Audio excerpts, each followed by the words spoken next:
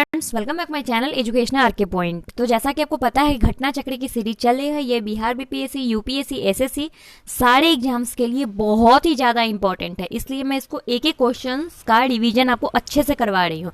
और ये previous year के पूछे हुए क्वेश्चन है, क्या पता आपके एग्जाम से एक क्वेश्चन लड़ जाए। तो चलिए हम इसी के साथ अपने क्लास शुरू करते हैं। फर्स्ट ऑफ ऑल, अगर हमारे चैनल पर नए हैं तो प्लीज़ हमारे चैनल को सब्सक्राइब कर दीजिए, घंटी वाले छोटू से बेल आइकन को क्लिक कर दीजिए। अगर पुराने हैं तो एक लाइक बनता है, वो लाइक कर दीजिए। तो चलिए यहाँ पे शुरू करते हैं। मानव समाज विलक्षण है क्योंकि वो मुख्यतः किस पर आधारित है। तो चलिए मैं आपको पहले ये बता दूं कि ये चैप्टर में कौन सा घटना चक्र का पार्ट 2 है, तो आप पढ़ कौन सा रहे हैं। वैसे मैंने प्राचीन भारत का इतिहास करवा चुकी हूँ मैं। अगर आपने नहीं देखी है तो मेरा प्रीवियस वीडियो देख लीजिए। आज है आपका ये 1 मिनट, ये सैंधव सभ्यता एवं संस्कृति पर है, ये वेस्ट है। तो जितने भी क्वेश्चन सैंधव सभ्यता से रिलेटेड है उन सबका इस वीडियो में डिस्कस होगा। यहाँ पे देख लीजिए मानव समाज, क्योंकि मुख्यतः आश्रित सोच उसके संस्कृति पर होता है। किस पे होता है? तो संस्कृति पे होता है। फिर यहाँ पे देख लीजिए, इसके बारे में कुछ पढ़ लेते हैं कि विश्लेषण इसके क्या क्या दिए हुए हैं। तो मानव समाज अपनी विशिष्ट सांस्कृतिक स्थिति के कारण विलक्षण होता है तथा सांस्कृतिक मानव की धारणाओं और रहन सहन पर निर्धारण करती है। चलिए आते हैं दूसरे क्वेश्चन में। हड़प्पा निम्नलिखित में से किस सभ्यता से संबंध है? तो हड़प्पा मैं बता दूं तो सिंधु घाटी सभ्यता से संबंधित है। और इस सभ्यता का प्रमाण कहाँ से मिलता है? तो हड़प्पा के सौंदर्य यानी सैंधव सभ्यता को हड़प्पा सभ्यता के भी नाम से जाना जाता है। और यह किस काल से? तो मेसोपोटामिया की प्राचीन सभ्यताओं के समकालीन थी। आपसे पूछा जाएगा यह किस काल के समकालीन थी? तो मेसोपोटामिया के। सिंधु सभ्यता संबंधित है, यह बीपीएससी में पूछा गया है और यूपीपीसीएस में भी पूछा गया है। तो यह आदि ऐतिहासिक युग से सिंधु सभ्यता संबंधित है। फिर आपको मैं बता दूं, लेखन कला के ज्ञान से पहले कालखंड में आदि ऐतिहासिक कालखंड भी होता था। यह 2500 बीसी से 600 बीसी तक आपको कालखंड का आधे ऐतिहासिक, यानी देखिए इसमें इंपॉर्टेंट जानने वाला क्या है? तो यहाँ पे देख लीजिए 2500 बीसी से 600 बीसी तक आधे ऐतिहासिक काल को रखा गया है। चलिए आप नेक्स्ट करते हैं। सैंधव सभ्यता भी एक आधे ऐतिहासिक सभ्यता की काल है। इसमें लेखन का कला, यहाँ पर लेखन कला का ज्ञान तो है किंतु इतिहास के निर्माण में इसका कोई प्रयोग, क्योंकि इसकी भाषा आप समझ नहीं सकते हो। सिंधु सभ्यता की गैर आर्य थी क्योंकि वह नगरीय सभ्यता थे। जाहिर सी बात है कि वहाँ पे चौड़े चौड़े नालियाँ होते थे, बड़े बड़े दरवाजे हुआ करते थे, पक्की सड़कें हुआ करती थी, इसलिए इसे हम मुख्य रूप से वहाँ के आर्य ग्रामीण सभ्यता की थी। फिर देखिए सिंधु घाटी सभ्यता आर्यों से पूर्व रखे जाने का महत्वपूर्ण कारक क्या था? तो मैं आपको बता दूं तो मृदभांड था। क्या था? तो मृदभांड था। यहाँ पे आर्यों से पूर्व। चलिए अब हम इसके बारे में कुछ जान लेते हैं। तो इसके सिंधु घाटी सभ्यता ज्ञान, लिपि, नियोजन आदि के संदर्भ में प्रारंभिक आर्यों से अत्यधिक विकसित थे। इसलिए इसमें क्या था, पुरातात्विक साक्ष्यों में अलग अलग कालों की मृदभांड से ही सिंधु सभ्यता को सिद्ध करते हैं। काले रंगों के आकृतियों में चित्रित लाल रंग के मृदभांड, जहां हड़प्पा सभ्यता के यानी कि धूसर चित्रित। देखिए एक बात मैं आपको बता दूं, सिंधु घाटी सभ्यता आर्यों को सिद्ध करते हैं, वहीं पे बहुत सारे रंग के जो मृदभांड वहां पे कुछ कुछ लिख के रखा जाता है, इसलिए इससे पता लगाया जाता था कि कौन सा काल कितना विकसित है। सिंधु घाटी सभ्यता से भिन्न थी, क्यों? क्योंकि यह इसके पास चित्रलेखीय लिपि थी, विकसित शहरी जीवन की सुविधाएं थी, इसके पास लोहे तथा रक्षा शस्त्र का अभाव था। इसलिए क्या था, इसमें सभी वैदिक सभ्यता से ये बिल्कुल भी भिन्न थी। यहाँ पे देखिए हड़प्पा की जानकारी का प्रमुख स्रोत क्या है? तो हड़प्पा की जानकारी का प्रमुख स्रोत पुरातात्विक खुदाई है। जो खुदाई से ही इससे क्या होता है, प्रकाश डालता है आपको। क्या, जैसे कि आज मान लीजिए कि हम लोग की पूरी दुनिया खत्म है। चलिए मान लीजिए एक हम लोग घड़ी ही पहनते हैं मैक्सिमा की, अगर हम तो मर जाएंगे लेकिन वो घड़ी थोड़ी मिट्टी में विलीन होगा, तो वही घड़ी आज से 200 साल बाद मिलेंगे, तो उससे पता लगाया जाएगा कि हाँ ये इस काल में ऐसे लोग वॉच भी पहन कर रखा करते थे। यहाँ पे देख लीजिए कौन सी सिंधु सभ्यता की सभ्यता पर ये प्रकाश डालता है? तो same as it is question है, यूपीपीसीएस जैसा ऊपर में था वैसा ही सेम नीचे में भी है। सिंधु घाटी सभ्यता को निवासियों को जानने का मूल स्रोत क्या था? मोहरे थी, बर्तन जेवर थे, और क्या थे? तो मंदिर थी। तो यहाँ मैं बता दूं तो बर्तन जेवर हथियार, अभी मैंने घड़ी का जो विश्लेषण दिया है आपको यानी कि एग्जाम्पल दिया है बिल्कुल एज इट इज यही है। तो हम लोग क्या है, तो बर्तन जेवर हथियार और औजार से ही सिंधु सभ्यता के लोगों को पहचानते हैं। फिर हड़प्पा सभ्यता की उत्पत्ति के संदर्भ में कौन सा जोड़ा सही नहीं है? तो मैं बता दूं तो एम रफिल मेसोपोटामिया के सभ्यता से प्रारंभ ये प्रेरणा नहीं लिए थे। बाकी सब देखिए, ई एच जेम मैके सुमेर के लोगों का पलायन करते थे। मार्टिन हिलर पश्चिम एशिया के से संबंधित थे। अलमंदा ये हड़प्पा सभ्यता के उद्भव पूर्व परिपक्वता के परिणाम अनुसार हुआ था। चलिए आइए इसके बारे में जानते हैं कि ये है था क्या। हड़प्पा सभ्यता के उत्पत्ति में अनेक विद्वानों के अलग अलग मत थे, लेकिन ई एच जैक का मानना था कि हड़प्पा सभ्यता के लोगों के प्रवसन के कारण हुआ था, यानी कि लोग इधर से उधर चले गए थे, इसलिए हड़प्पा सभ्यता का प्रचलन हुआ था। तो बिल्कुल उसे तो उन्हीं के सिद्धांत के अनुसार इतिहासविद डी एच गार्डन ने मार्टिन हिलर का मानना है कि हड़प्पा सभ्यता की उत्पत्ति पश्चिमी एशिया से के सभ्यता के विचार के प्रवर्तन के कारण हुआ था। इन संदर्भ में अलमंदा घोष का विचार है कि हड़प्पा सभ्यता का उद्भव पूर्व हड़प्पा सभ्यता की परिपक्वता के परिणाम स्वरूप हुआ था। चलिए बिल्कुल इसी तरीके से 11 का हम बनाते हैं। इसमें से सूची कौन कौन से मिलते हैं? तो 11 का मैं आपको यहाँ पे आंसर बता दूं तो सी, यानी कि सी इसका आंसर सही है। तो सी हम यहाँ पे आते हैं, देखते हैं, यानी कि ए का 3 होगा, तो ए का हम देखते हैं। तो हड़प्पा सभ्यता दयाराम साहनी से थे, तो फिर बी का कौन सा आंसर होगा? ये अपना आप मैच करिए, यहाँ पे पढ़ लेते हैं, हम डायरेक्ट आंसर पढ़ लेते हैं। हड़प्पा सभ्यता दयाराम साहनी ने खोज की थी 1923 से 1925 के बीच में। हस्तिनापुर बी लाल ने 1950 से 1952 में। तक्षशिला जॉन मार्शल 1913 से 1934 तक। कौशाम्बी एनजी मजमूदार 1936 से 1937 तक। ये इन सबका नोट्स आप बना लीजिएगा, ये आपके लिए भविष्य में बहुत ज्यादा काम देगा। भारत में चांदी के प्राचीनतम साक्ष्य कहाँ मिले थे? तो हड़प्पा संस्कृति में ही चांदी के प्राचीनतम साक्ष्य मिले थे। हड़प्पा में मिट्टी के बर्तनों पर समानतः किस रंग का प्रयोग हुआ था? तो लाल रंग का प्रयोग हुआ था। ये बहुत बार बीपीएससी का फेवरेट क्वेश्चन है जो हमेशा पूछा गया है। प्रारंभिक हड़प्पा सभ्यता में पैर के चालित चाक का प्रयोग किया जाता था। हड़प्पा के दौर में हाथ से चालित चक्रों का प्रयोग किए जाने लगा। तो डिजाइन के आधार पर इन बर्तनों की दो श्रेणियां थी। एक तो बिना डिजाइन वाले बर्तन, दूसरे चित्रित मृत भांड थे।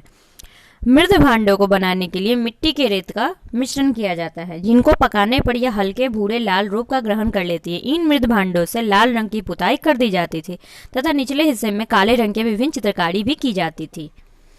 एक जुते हुए खेत, यहाँ पे चलिए आइए शुरू करते हैं। मूर्ति पूजा का प्रारंभ कब से माना गया? तो मूर्ति पूजा का प्रारंभ प्री आर्यन के काल से माना गया था। निम्नलिखित में से पशुओं में किसी एक हड़प्पा संस्कृति में पाई जाने वाली मुहरों और टेराकोटा की कलाकृतियों का निरूपण नहीं हुआ था। तो किसमें नहीं हुआ था? तो गाय में नहीं हुआ था। यहाँ पे बता दो तो हड़प्पा सांस्कृतिक मुहरों में टेराकोटा व कलाकृतियों में गाय का चित्रण नहीं मिलता है, जबकि हाथी, गेंडा, बाघ, हिरण, भेड़ आदि का अंकन मिलता है तथा गाय का महत्व वैदिक काल में प्राप्त हुआ था। चलिए शुरू करें। इसमें क्या है कि प्राचीन स्थल को पुरातत्व खोज के साथ सम्मिलित करें। तो चलिए आइए हम इसका आपको डिफिनीशन बता दें। प्रश्नगत हड़प्पा में स्थलों की खोज खंबात की खाड़ी के निकट लोथल से, यानी कि लोथल से गोदीबारा का साक्ष्य मिला था। एक मिनट। लोथल से गोदीबारा, राजस्थान से हनुमानगढ़, घग्गर नदी के किनारे कालीबंगा जुते हुए खेत के साक्ष्य मिले। गुजरात के धौलावीरा से शिलालेख मिला था। तो इसी तरीके से हरियाणा के फतेहाबाद जिले से स्थित बनवाली की पक्की मिट्टी मिली। तो ये जुते हुए खेत का साक्ष्य किससे मिला था? तो जुते हुए खेत का साक्ष्य कालीबंगा से। सेकंड में आंसर में आते हैं, आप उसे याद कर लीजिएगा नोट्स बना के। तो जुते हुए खेत की खोज कालीबंगा में की गई थी। फिर यहाँ पे देखिए नीचे दिए गए कूट का हड़प्पा किस चीज के लिए प्रसिद्ध था? तो यहाँ पे देखिए हड़प्पा शवधान R37 लोथल गोदी के लिए था, कालीबंगा में जुते हुए खेत के लिए था, और मोहनजोदारो नर्तक की मूर्ति मिली थी मोहनजोदारो से। फिर यहाँ पे 19 में आते हैं। तो हड़प्पा रावी नदी के किनारे है। हस्तिनापुर किस नदी के किनारे है? तो गंगा नदी के किनारे है। नागार्जुन तो कृष्णा नदी के किनारे है तथा पैठन गोदावरी नदी से संबंधित है। किससे संबंधित है? तो गोदावरी नदी से संबंधित है। तो इस तरीके से आपका सेम उसी तरीके से हड़प्पा रावी नदी के, कालीबंगा घग्गर, लोथल भोगवा नदी और रोपड़ सतलज नदी के किनारे है। यहाँ पे फिर से आ गया। तो हड़प्पा किस नदी के किनारे है? तो रावी नदी के किनारे है। मैंने अभी आपको बताया है कि हड़प्पा किस नदी के किनारे है? तो रावी नदी है। तो आपसे इस तरीके से पूछे जा सकते हैं क्वेश्चंस। देखिए सैंधव सभ्यता का महान स्नानगढ़, ये सबको पता है कि सबसे बड़ा, इसकी लंबाई उत्तर से दक्षिण 15 मीटर थी। 55 मीटर थी और चौड़ाई पश्चिम दिशा की ओर 33, यानी कि सबसे बड़ा स्नानघर का साक्ष्य मोहनजोदारो से ही मिला है। विशाल स्नानघर बिल्कुल सी है। देखिए आपसे क्वेश्चन कैसे कैसे बदल बदल कर पूछे जा रहे हैं हर टाइप के एग्जाम में, तो मोहनजोदारो से ही हुए हैं। सिंधु सभ्यता के बारे में कौन सा कथन सत्य है? तो सिंधु सभ्यता के लोग लोहे से प्रचलित बिल्कुल थे। सिंधु सभ्यता एक कांस्य युगीन सभ्यता थी तथा यहाँ के लोग लोहे से प्रचलित नहीं थे, जबकि सैंधव सभ्यता के नगरों में नालियों की सुदृढ़ व्यवस्था थी और व्यापार वाणिज्य उन्नत दशा में थी। मातृदेवी की उपासना से ढेर सारे साक्ष्य सैंधव नगर से मिले, जिससे प्रमाणित होता है कि मातृदेवी की उपासना की जाती रही होगी। सिंधु घाटी सभ्यता किसके लिए जानी जाती है? तो सिंधु घाटी सभ्यता इनमें से सभी के लिए जानी जाती है। जुते हुए खेत के लिए मैंने अभी बताया, उद्योगों के लिए जानी जाती है, मोहनजोदारो और हड़प्पा के लिए जानी जाती है, और अपने नगर नियोजन यानी कि इनकी नगर बहुत ही अच्छे से सजे धजी थी। फिर यहाँ पे देखिए किसका सुमेलन नहीं है, तो यहाँ पे सी नंबर कालीबंगा हरियाणा से नहीं, कालीबंगा राजस्थान के हनुमानगढ़ जिले में स्थित है। और इसकी खोज कब हुई थी? तो 1951 में। किसने की थी? तो अलमानंद घोष ने की थी। और बाकी रोपर पंजाब से है, लोथल गुजरात से और आलमगीर उत्तर प्रदेश से है। सिंधु सभ्यता में से कौन कौन से उत्तर प्रदेश में स्थित है? तो मैं बता दूं तो उत्तर प्रदेश में वनली, आलमगीरपुर स्थित है और हुल्लास स्थित है। ठीक है। फिर देखिए हड़प्पा संस्कृति के स्थल एवं उनकी संबंधी युग्मों में कौन सा सुमेलित नहीं है? तो डी बता दूं तो राखीगढ़ी और राजस्थान। कौन? तो राखीगढ़ी और राजस्थान। जिसकी खोज किसने की थी? तो 1969 में सूरजभान ने की थी। यहाँ पे सुमेलित करना है तो सुमेलित यहाँ पे देख लीजिए कर लेते हैं। हड़प्पा स्थल स्थिति मांडा कहाँ है? तो जम्मू कश्मीर में है। दायमाबाद कहाँ है? तो महाराष्ट्र में है। कालीबंगा कहाँ है? तो राजस्थान में है। और राखीगढ़ी कहाँ है? तो हरियाणा में है। तो इस तरीके से आप याद कर लिए ताकि आपसे कोई पूछा जाए तो आपको याद रहे। फिर यहाँ पे कौन से स्थल सिंध में अवस्थित थे? तो मैं आपको बता दूं तो मोहनजोदारो और चहुंद्रो जो किस में थे? सिंध में अवस्थित थे। और बाकी में हड़प्पा में पाकिस्तान थे, मोहनजोदारो चहुंद्रो दोनों सिंध प्रांत और सुरकोटता गुजरात में स्थित है। चहुंद्रो का उत्खनन किस निर्देशन ने किसने किया था? तो J.H. मैकेन ने। मैंने आपको ये बात पहले ही बता के रख चुका है कि J.H. मैकेन ने किया था।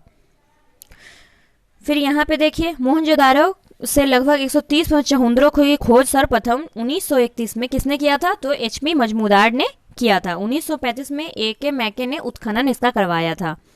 सिंधु घाटी में कौन सा स्थान अब पाकिस्तान में है? तो हड़प्पा अब पाकिस्तान के जिले में पड़ता है। पाकिस्तान के मांट मोगरी जिले में ये पड़ता है। पहले यह उत्तर, जबकि कालीबंगा का राजस्थान हनुमानगढ़ जिले में है, लोथल गुजरात के प्रांत में तथा आलमगीरपुर कहाँ है? तो यूपी में है। रंगपुर जहाँ हड़प्पा कालीन की सभ्यता थी तो सौराष्ट्र में थी। फिर ये देखिए रंगपुर गुजरात के सौराष्ट्र क्षेत्र में है। यहाँ से प्राक हड़प्पा और उत्तरकालीन हड़प्पा के साक्ष्य मिले थे। दधेरी एक परिवर्तित हड़प्पा कालीन पुरास्थल है। किसका है? तो पंजाब का है। सिंधु सभ्यता का कौन सा स्थान अभी भारत में स्थित है? सिंधु सभ्यता का लोथल स्थान अभी भारत में स्थित है। और ये कहाँ है? तो गुजरात के अहमदाबाद में भोगवा नदी के निकट है। और अभी क्या है? हड़प्पा और मोहनजोदारो कहाँ है? तो पाकिस्तान में स्थित है। फिर यहाँ पे है वह हड़प्पा नगर जिसका प्रतिनिधित्व लोथल के पुरातत्व स्थल किस नदी पर होता है? तो भोगवा नदी पर होता है। मैंने आपको कितनी बार बता चुकी हूँ कि नदी को आप लोग लिखकर याद कर लीजिएगा। हड़प्पा सभ्यता का स्थल लोथल कहाँ स्थित है? तो गुजरात में स्थित है। सिंधु घाटी सभ्यता का पतन नगर कौन सा था? तो लोथल है। निम्न में से कौन सा एक हड़प्पा का बंदरगाह है? तो लोथल है। कौन सा हड़प्पा कालीन से स्थल से हल का टेराकोटा प्राप्त होता है? तो बी बनवाली प्राप्त होता है। और यह बीपीएससी क्वेश्चन में 2 बार पूछा गया है, 60वीं और 62वीं, यानी कि 2016 में भी पूछा गया है। टेराकोटा कहाँ है? तो बनवाली में है। हरियाणा के फतेहाबाद जिले में बनवाली से हल का टेराकोटा से प्राप्त हुआ है। फिर यहाँ पे देखिए कौन सी घाटी सिंधु घाटी सभ्यता के संबंधित स्थल है? तो पाटलिपुत्रा है। कालीबंगन रोपर तथा लोथल सिंधु घाटी सभ्यता से संबंधित स्थल है, जबकि पाटलिपुत्रा एक महाजनपद कालीन के एक प्रमुख नगर है। तो पाटलिपुत्रा सिंधु घाटी सभ्यता से स्थल नहीं है। भारत में हड़प्पा का वृहद स्थल राखीगढ़ी है। हरियाणा के हिसार जिले में अवस्थित राखीगढ़ी भारत में हड़प्पा सभ्यता का सबसे बड़ा स्थल है। मोहनजोदारो और हड़प्पा में गनवेड़ी वाला पाकिस्तान तथा राखीगढ़ी एवं धौलावीरा में 5 वृहद स्थलों में के श्रेणी में आते हैं। फिर आते हैं भारत का सबसे बड़ा हड़प्पन पुरा स्थल कौन सा है? तो डी राखीगढ़ी है। स्थापित सिंधु घाटी सभ्यता किस नदी पर बसी वे थी? कौन सी नदी? तो स्थापित सिंधु घाटी सभ्यता का विस्तार उत्तर के झेलम नदी के पूर्वी तट से दक्षिण में यमुना नदी से सहायक नदी तथा हिंडन तट तक माना जाता है, जिसमें झेलम, सिंधु तथा चेनाब नदियां भी शामिल है, परंतु गंगा नदी इसमें शामिल नहीं है। सिंधु घाटी की सभ्यता किस पर विश्वास करते थे? तो मातृशक्ति में विश्वास करते थे। सिंधु घाटी सभ्यता के लोग किसकी पूजा करते थे? तो पशुपति से। ये भी कितनी बार पूछा गया क्वेश्चन है। मोहनजोदारो एवं हड़प्पा की पुरातत्विक खुदाई के प्रभारी थे कौन थे? तो सर जॉन मार्शल थे, जिन्होंने 1921 में दयाराम किसके सर्वेक्षण पर, किसके महान सर जॉन मार्शल के निर्देश पर खुदाई किया था। और दयाराम साहनी ने 1922 में राखलदास बनर्जी के मोहनजोदारो के टीलों का पता लगाया था। सिंधु घाटी सभ्यता के खोज में जिन दो भारतीयों का नाम जुड़ा है वे कौन है? तो राखलदास बनर्जी और दयाराम साहनी है। और आप याद ऐसे रख सकते, 1922, 1921, इस तरीके से आप याद रख सकते हैं। तो चलिए, मैं आज आपको इसका एक ही पार्ट करवा पाऊंगी क्योंकि बहुत ही ज्यादा लंबा है। इसका सेकंड पार्ट आपको नीचे डिस्क्रिप्शन लिंक में आज नहीं मिलेगा, आज से ठीक एक दिन बाद आपको मिल जाएगा। अगर आप मेरी वीडियो बहुत ज्यादा पुराने देखेंगे तो फिर आपको एट ए टाइम मिल जाएगा। तो चलिए, इसी के साथ मैं आपसे विदा लेती हूँ। आई होप कि आज के लिए आपका दिन मंगलमय हो।